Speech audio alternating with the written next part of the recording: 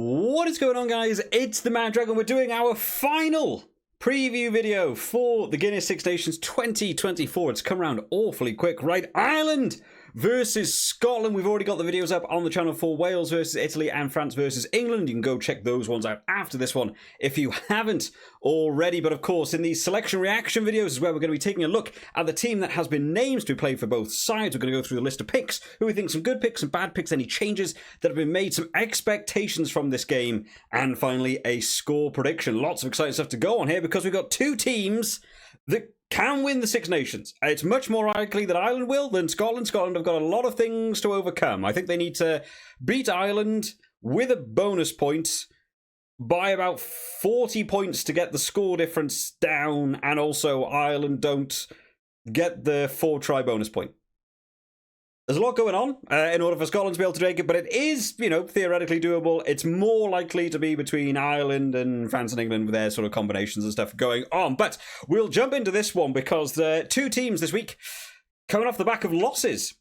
And two losses I didn't see coming in the preview videos last week. Ireland losing to England in Twickenham and Scotland losing to Italy. So both teams will be needing to make some shifts for this one. And with Ireland on the cusp of winning a second Six Nations in a row, unfortunately, without the Grand Slam, it'll be interesting to see how they'll change their mentality and bounce back from that loss against England last week. So taking a look at the team announcement that's come out for them today, we've got some interesting graphics. So I haven't been able to get them from my usual source. So we've got a green box here today. We'll start on this front row. Andrew Porter, Dan Sheehan and Tadhg Furlong. Now, this was a front row that, is still going to perform well. There was a couple of issues for them last week. They were doing so well in their own scrums, and then Andrew Porter ended up having an early engagement on one of the scrums, and therefore it sort of cost them that scrum, and England then felt like they were beginning to take over a little bit.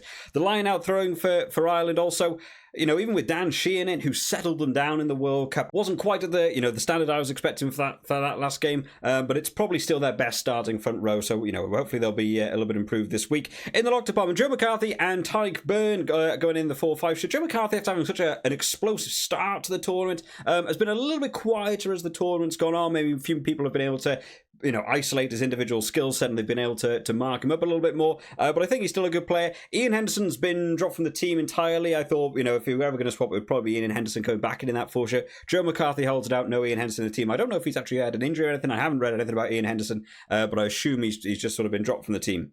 Back row. Peter O'Mahony back in that number 6 shirt. Josh Van der Fleer in at 7, and Caelan Doris in at 8. And this is an area that I really think a change could be good for Ireland. Peter O'Mahony is the captain. He has played, 2 games, got 2 yellow cards in this tournament. He was out with the round 2 with his injury, right? I think there's a better option here at 6 for Ireland. I think they could either put on Jack Conan, and you could do Caelan Doris, Jack Conan in 6 or 8. They actually can both play both positions.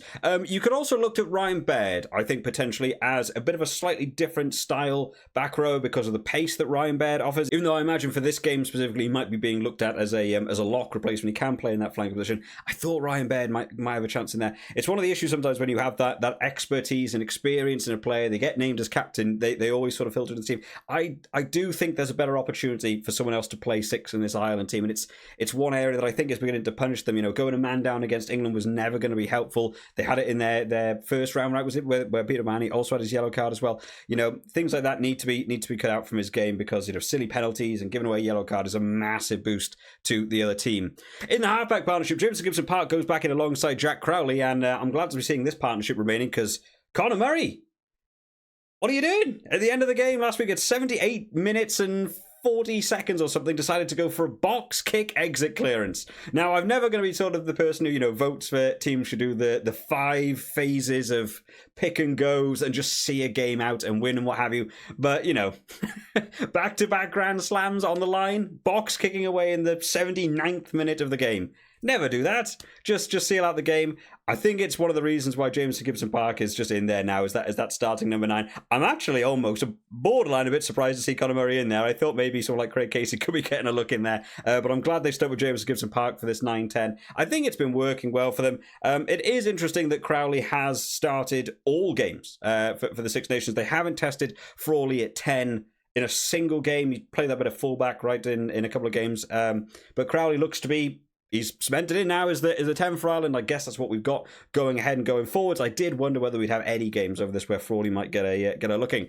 In the centre partnership, Bundy Aki goes back in alongside of Robbie Henshaw, even with, down here, the return of Gary Ringrose. He is back in. He was available for selection, fit, cleared last week, but not named for the team straight off the back. He is going to be on the bench today. I'm expecting him to come into that outside centre, Chal at some point in that second half. Whether it will be Bundy Aki going off and Robbie Henshaw sliding to 12, or Robbie Henshaw will come off the direct sub, I'm not entirely sure what they'll go for there. I guess that'll be a bit more determining on where they are in the game, because Bundy Aki and Gary Ringrose have obviously got a lot of experience playing alongside each other. And then in the back three, James Lowe, Calvin Nash, Hugo Keenan. I cannot believe Calvin Nash is in this squad. I thought he was gone. I mean, what a massive collision he took so early on in that game. Head on the wrong side of the tackle, just got scrunched up, and it was gone so early on in that game. That will have also been a big, sort of detriment to that Ireland squad. They brought the 6-2 last week, and unfortunately got a little bit punished for it, not having that depth on the bench. But the fact that he's, recovered from that in that sort of turnaround time, that's pretty wild stuff going on there. So 1 through 15. It's still a very strong Ireland team, right? This is, it's still about as good as the Ireland team gets. I do think there could be a change of that number 6 shirt. Across the rest of it, I'm kind of happy. Maybe they could have looked to have given someone like Jordan Lama a go on that wing if Calvin Nash wasn't fit. He's playing the game. He's obviously been classed as fit and ready to go, so fair enough. We'll see how he gets on. Unfortunately, the last couple of games for me, Calvin Nash has been petered out. Obviously, we didn't really get to see him in that England game either, so we'll see how he gets on. And then quickly, in terms of the replacements, Ronan Keller, Cian Healy, and Finlay Beelum as that replacement front row. That's what we got to see last week as well. Replacement forwards alongside them, Ryan Baird and Jack Conan. They've gone for a 5-3 this week. Conor Murray, Harry Byrne, and Gary Ringrose as the replacement backs. So no Frawley in the team. I actually read about that Frawley's gone or injured or anything. Maybe he has. I skipped over that. Harry Byrne in the team this week. Slightly different option at 10. But that 5-3, I think, is a bit of a reflection of what we got to see in that game versus England. Just having those injuries to backs on that 5-3. It's the risk you run, right? You've got longevity in the forwards, but you get those injuries to the backs, and then suddenly you've got to start swapping people all over the place. So they've gone for the 5-3. Bit of a safer option, maybe. Bit more standard, and therefore you can try and see out this game. They are playing at home. They do have the advantage. There will be a couple of things they'll want to work on from last week. Box kicking the ball away in the last minutes of the game. Don't do that. You don't want to be doing any of that. They only need to take 1 point away from this game, I believe, to just win outright. So whether that's going for the 4 tries, whether that's winning the game, whether it's a draw against Scotland or finishing within 7. There's a lot of opportunities for Ireland to absolutely cement this tournament this week. Does that mean I think they'll be being sitting back and just taking threes? No, I think Ireland will come to play with this gun. They're playing at home. I think they'll want to try and improve. I've been seeing they got a lot of negative feedback after that Ireland game. It wasn't the best performance I've seen from Ireland in quite a long time, to be fair. But, people being really aggressive on online stuff about them. They had a bad game. Every team eventually has a bad game. It's about how you're going to be able to bounce back from that. I'm sure they'll want to put in a big performance. If bonus points are on the line for tries and what have you, I'm absolutely sure they'll be wanting to go for that one as well. Talking of their opponents then, Scotland last week lost to Italy. Another game that I didn't see going the way it did. Italy came out with a really stellar performance and absolutely took that game. Scotland still had those moments where they just stopped playing. There was a couple of things where they were trying to organise players into different areas of the field, and I don't think it was being utilised right. At no point did we really get to see Duhan van der Merwe out on his wing with room of space. The ball was kind of slow. They kept bringing him back inside, but there were a couple of occasions where you kind of almost saw some of the Scotland players just watch the ball go to Duhan van der Merwe and stand there and wait to see if he was going to be able to do something, absolutely isolated on his own. It just got to, put in that full 80 minutes. I actually don't think Scotland will be very happy with their entire performance over the Six Nations, because the amount of places I've heard this is the best Scotland team, Scotland may have ever had.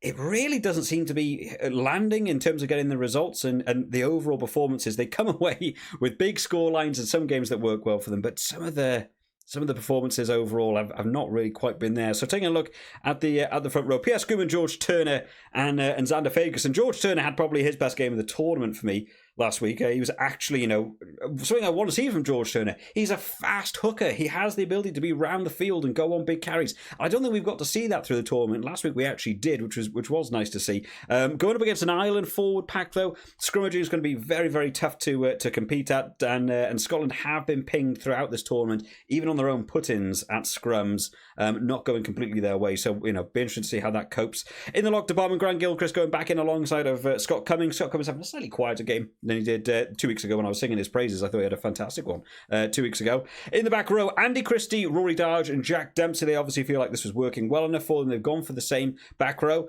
Andy Christie was working hard last week. Got a couple of really nice interceptions and that nice breakaway actually as well, right, from the halfway line up to the 22. Busy flanker. That's what you want to be seeing. I haven't seen a lot from Matt Fagerson, who, also sometimes they've started in at 6. Jamie Ritchie sort of the same. I think Andy Christie's worked the hardest, and I've only seen him for that sort of one game. So keeping him in at 6, I think that's the right move for me.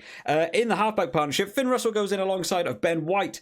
George Horn, again, a little bit quiet for me. I'm glad to see Ben White. I did see a thing earlier on today from Gregor Townsend saying Ben White last week they called it a recharge week. That's interesting to hear. They just actually wanted to rest him specifically for this game, which is why, George Horn was getting the run around last week against Italy. But I think Ben White's the better scrum half. So, hopefully he'll have a good game. Finn Russell as well, missing the mark a few times and just having a bit of a scrappy game, not getting a few of those kicks, where you'd want to, and just missing out on big opportunities, getting isolated himself and getting wrapped up in the tackle and stuff. Just things need to be worked out from, talented players. Just got to be a little bit more cohesive. And then in the centre partnership, Stafford McDowell comes in the inside centre. Didn't see this one coming, going alongside Hugh Jones. I do think this is the right move, though. We got to see Cam Redpath play last week. After all me saying about, we haven't got to see Cam Redpath play a full game. He finally got a full game, and I don't think Cam Redpath was very good. In all honesty, he's not doing the things Tui Pilotu did. He's not acting as this danger runner. People were just sort of marking him up. He wasn't doing the pop pass to Hugh Jones that we got to see Tui Pilotu do so many times. And more often than not, every time he got the ball, just ran at a defensive player and sort of ended an attack. I don't think it was his best game for me. Stafford McDowell coming in, slightly different style centre coming in again. Good way to test out, your other options. I still think Hugh Jones has probably nailed that 13 shirt. I'm not sure what's ever happened to Chris Harris. Chris Harris has just sort of disappeared from the Scotland team now. But it is really Hugh Jones and Tui Pilotu. So when one of them is gone, there's sort of that vacancy there. I think it's a good time, get a bit of testing in now in this tournament, see how Stafford McDowell does in that 12 shirt. And then finally in the back 3, Duan van der Merwe, Kyle Steyn and Blair Kinghorn in the fullback shirt. And they were getting good meters made. They were doing okay. But it's certainly not the best performances we've seen from them in recent years. In the replacements then, Ewan Ashman, Rory Sutherland and Elliot Miller-Mills coming in as our replacement front row. Nicely, Rory Sutherland. I feel like I haven't said his name for a good while in this Scotland team. I think there's been a lot of focus on him about getting him up to fitness level, being back into this international team. He's a big carrying prop. So I think that's going to be a big bolster to them in that second half, because we know what that Ireland bench brings, right? And then alongside them in the replacement forward, Sam Skinner and Matt Fagerson be coming on in that second half. And then the replacement backs of George Horn, Cam Redpath and Kyle Rowe, who, again, I feel like, kind of missed out. I don't really think Kyle Rowe did too much wrong in this tournament. A bit of a shame to not have more starts, maybe. I'm not sure who you look to him to, replace, because it's still quite a good back 3 for Scotland there. But in terms of looking at the bench, overall, I'm leaning towards that Ireland bench being able to do more in that second half. Miller-Mills hasn't particularly blown me away. I think the Irish forward pack is going to be better coming on from the bench. Yeah, and then George Horn and Cam Redpath, I don't really think landed it for me last week. I think the Ireland bench overall is stronger. So as this game develops, it might be the case that Ireland actually get a little bit stronger as this game goes on. Which leads me onto our sort of overall thoughts on the game. What do we see going on? And of course, a bit of a score prediction. I think Ireland will be really annoyed about that loss last week to England. I think they probably got a bit overconfident going into the game, and it didn't go their way. They weren't expecting an England performance. It's probably one of the best England performances I've seen in a long, long time. I think they'll be annoyed by that. They haven't really lost anyone through injury because Calvin Nash is still there. They'll be looking to try and bounce back from that. They're playing at home, 6 nations on the line. I'm expecting a big performance from them just generally around the park. Get that discipline worked out. Don't do box kicks and sort it out.